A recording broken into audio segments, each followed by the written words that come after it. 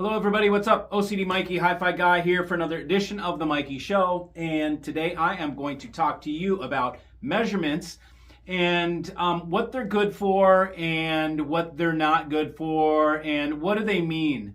Okay, so as you know, there are some publications out there, channels, people, whatever, that really all they want to do is base their results on straight measurements, okay?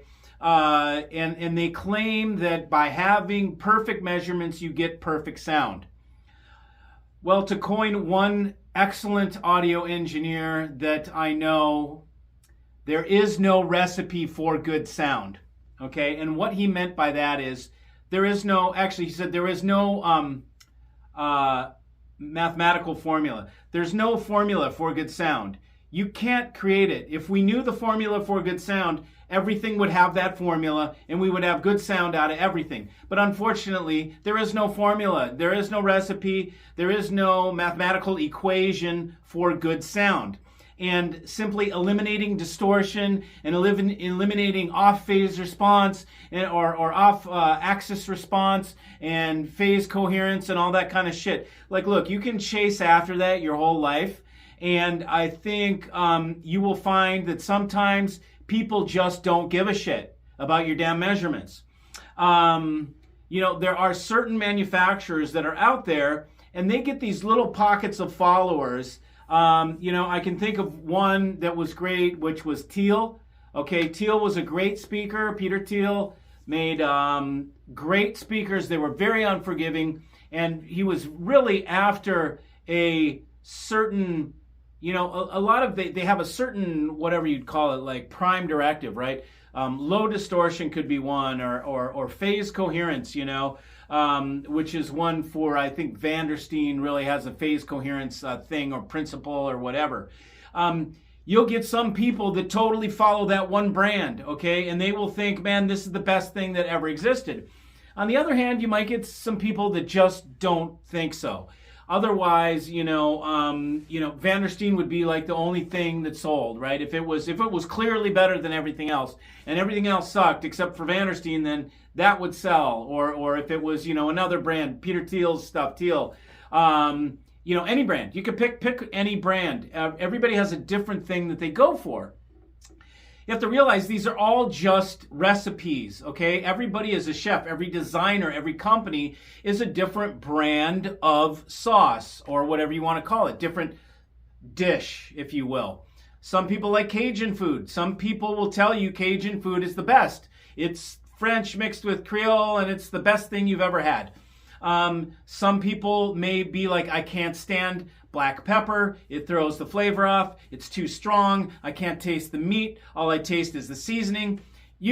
Somebody else could say, and all it is it's personal taste. It's the same way with hi-fi.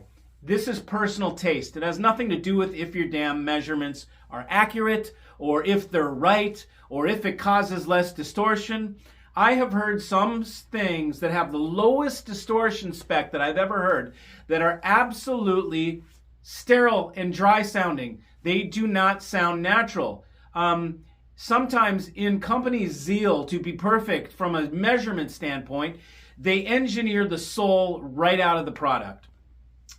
Let me give you a perfect example of something, because, you know, discussion came up the other day and someone's arguing, you know, oh, well, you know, the way that this product, I'm talking about a product that comes modified, you know, people that modify products, you know, product comes from the factory, it comes a certain way, it comes with that company's flavor on it, right? They put out a product and say, here's our hot dog, okay? Here is our spaghetti sauce. Let's use something easier to understand, spaghetti sauce. And then some other guy will say, well, that spaghetti sauce is not correct.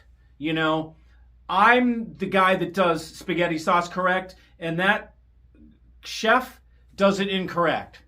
You know, it needs to have basil, and it needs to have extra virgin olive oil, and it needs to have a touch of Marsala wine for it to be exactly perfect. Because if you don't do those things, then it's going to be a little too fuzzy. It's going to be too incoherent. There's not going to be enough bold, direct flavors. And we need to add those bold, direct flavors. Well, that's just somebody's opinion. Okay? So it doesn't mean that it's right.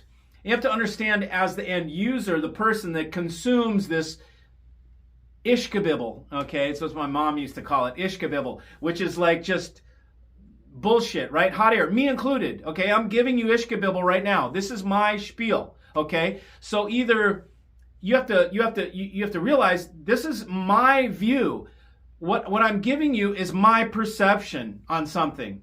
And you come to this channel just to get my perception. If I sell you a Fisher & Fisher speaker, if I sell you, if I sell you a AA DAC from Audio Analog, it is my perception when I tell you about it, right? And that's all this is worth, is my perception. So you need to determine what value you give my perception, and if you like my perception, if you like the flavor of my spaghetti sauce. Now, I would never go around and say that other guy's spaghetti sauce is wrong from the factory, or it doesn't, because I don't like it, it means that it's wrong because of these measurement principles are off, okay?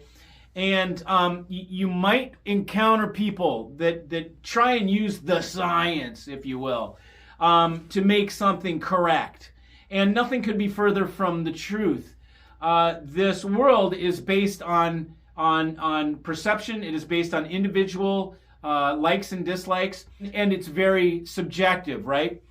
So to say something is wrong, it doesn't exist. I offer mods. For instance, I modify Magnepans. I think that what I do is I get rid of the fuse. I take out the fuse and the little metal horseshoes, the jumpers, and I replace them with pure silver. I make a kit. It takes 5 minutes to do this modification, and you take out the fuses, you put in my kit, you put in the jumpers, boom, it has an effect that changes the Magnepan sound that I personally think I like it better, okay? And my customers like it better. But is there anything wrong with the way the Magnepan comes from the factory? For me, no, there's nothing wrong with it. In fact, it's quite good. In fact, it's a phenomenal design. In fact, I could never be so successful designing speakers, no matter how hard I tried. I would never have a company as successful as Magnepan. So I give respect where respect is due, but I want you guys to know that perfect measurement does not always mean perfect sound. Many times, in the case of the Magnepan, which I'll use the Magnepan example, Magnepans have their speakers designed with a roll-off of 60 dB per octave. That's very shallow. That means the speaker, the both drivers, the tweeter and the woofer, greatly cover the same area of frequency. They're both doing the same frequencies at the same time. Now, the reason Magnepan does that is to blend the sonic better. This is the way they wish to do it. This is the way, to them, it gives the Magnepan signature sound, which to them is an everyman sound, and it's an everyman speaker. So you must homogenize it to some degree to make it an everyman speaker. Just like if you made an everyman spaghetti sauce, you would not make it very bold, very spicy, because that's not for everyman. You would have to homogenize it and make it for everyman. So they know that it has higher distortion that way, that if you run the tweeter down so low, that the tweeter is going to distort more. That is what they choose, and they absolutely know that it does that. And it does not mean that there's anything wrong with it, okay? So if someone comes in and wants to change it around and put steeper slopes so that the tweeter does not distort at the lower frequencies, then there's going to be a shallower cross. They're not going to do the same crossover. And for Magnepan, it sounds better the way they do it. They like that better, okay, because it sounds better to them. So in Magnepans, let me put this into really simple to easy understand. Magnepan thinks higher distortion levels on their speakers sounds better, okay? I have vacuum tube amplifiers in here. Vacuum tube amplifiers have greatly higher distortion than solid state. Well, they should have than good solid state. Okay, let's put it that way. I still love vacuum tubes, and because I like the distortion. Class A/B amplifiers are Class A, higher distortion levels than Class D. Okay, I love A and AB because of that distortion. So I think the distortion sounds better as well. Just like in Magnepan, they think the distortion sounds better. So perfect spec, zero distortion, does not always sound better, okay? And in the case of Magnepan, if you're going to go in and you're going to start modifying their speakers, it voids the warranty. Even my mod voids the warranty. That's up to the people to decide if they want to do. You can either do something very simple that takes no tools, or you can open up the Magnepan, unstaple the 100 staples at the bottom of the things, pull the sock up, start cutting wires and sling solder and put in new parts, and, you know, pretend you're a speaker builder yourself. Maybe you are a speaker builder yourself, you know, and take all that liability into your own hands. Hope you put it together right and it looks good and all that kind of stuff. If you're confident in your ability, good, you're part of the DIY community. There's nothing wrong with the DIY community.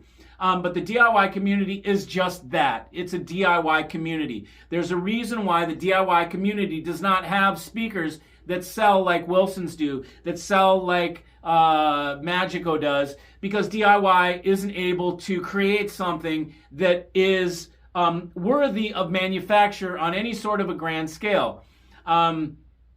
Even in the case of some really good DIY designs. Now, I'm not saying DIY doesn't work. I've got huge panels here by Analysis Audio made in Greece. I had to DIY. I put Magnepan tweeters on the end. I had to DIY these things and a super tweeter on back. I had to DIY these panels myself. Take the whole crossover out and scrap it, and then make my own crossover. And it worked much better for me in this room. Is this whole setup going to work in your room? Probably not. This is tuned for this room.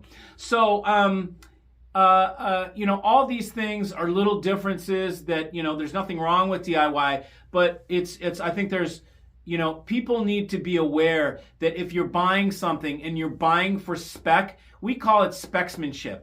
If that's what you like, you get your chubby off talking about specs, and that's how you enjoy audio, all the power to you. Go ahead, put on your pencil protector, get with all your guys, go to the ASR forums and talk about spec and knock yourself out, okay? Nothing wrong with that. Totally fine. I'm with the group that likes to enjoy music, and we like to enjoy music and relax to music, and we like to do it for hours and hours on end, okay? So accuracy isn't always what we're after, okay? What we're after is an end result or an experience of listening to music that sounds natural, that you can listen to for hours on end without fatigue. So however you get there, you can get there different ways. So anyways, more than anything, I wanted to make this video to tell you guys, perfect measurements don't always equal perfect sound. And again, there is no formula that equals perfect sound. Otherwise, we would do it on everything if there existed a formula, you know, to mean good sound. And low distortion, zero distortion does not mean good sound. Flat frequency response does not mean good sound. It just simply doesn't. I've taken all these things to the task and I've tried them all. So anyways, I just thought I'd make a video about that. Thanks for joining. See ya.